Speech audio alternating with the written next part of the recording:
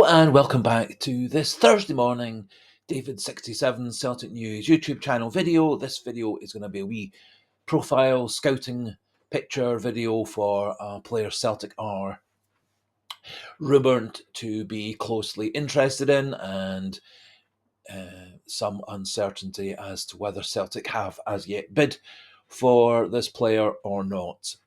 In the video, we'll have a wee look at his stats. We've got about 5 minutes or so of some highlights of goals, crosses, passes, runs, etc.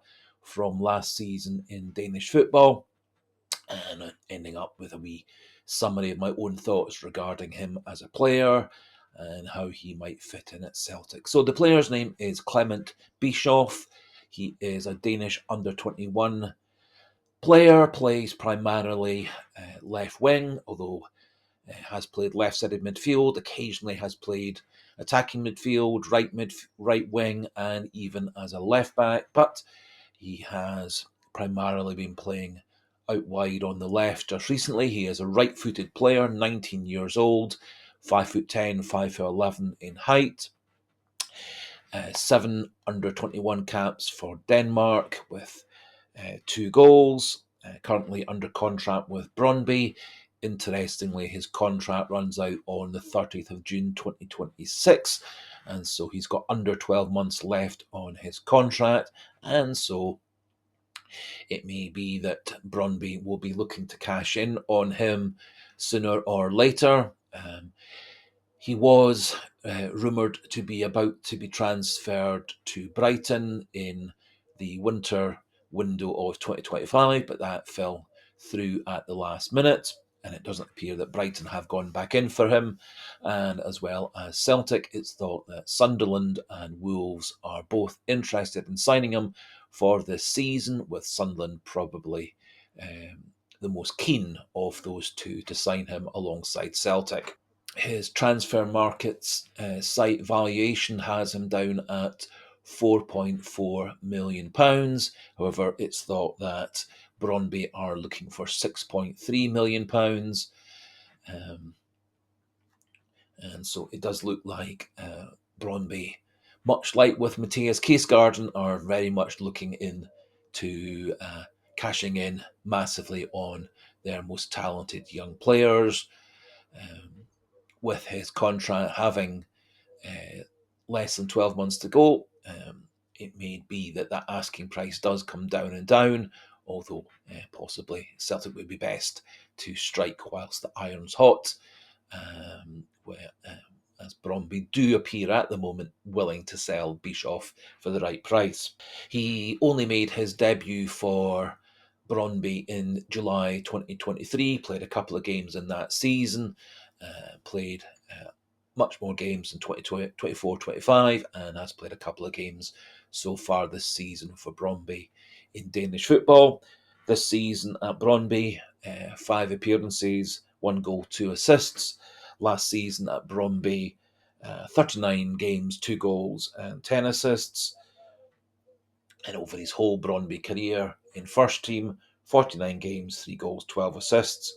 Did have a very prolific under 19 and reserve career at Brondby and another club, Amager, with in those games combined 48 games, 21 goals, 9 assists. So did have a more prolific goal scoring and assist record at a younger level. So does look from all his various goal scoring and assists and other stats that he is a very promising, very talented young player who has had a very successful season in Danish football with Brondby, and does appear to be a very exciting prospect and covers one of the positions Celtic are certainly short at. Haven't been able to get any reliable, deeper stats on things like crossing efficiency, shooting efficiency, tackling, etc.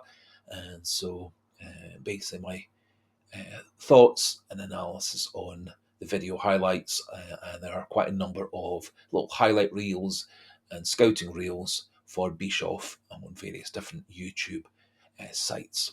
So, taking some highlights and extracts from one of those sites, the attribution is in the video, and also for reference, Bischoff wears number 37 for Brondby, so you can watch out for him in these highlights.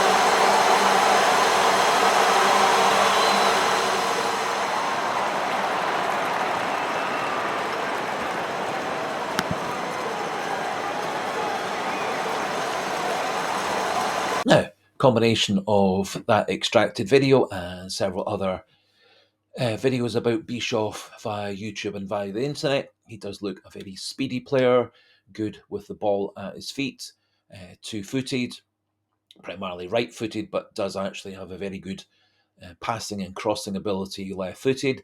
Nice, confident finisher once he gets into the box. Good, powerful shot. Good, accurate crosser as well.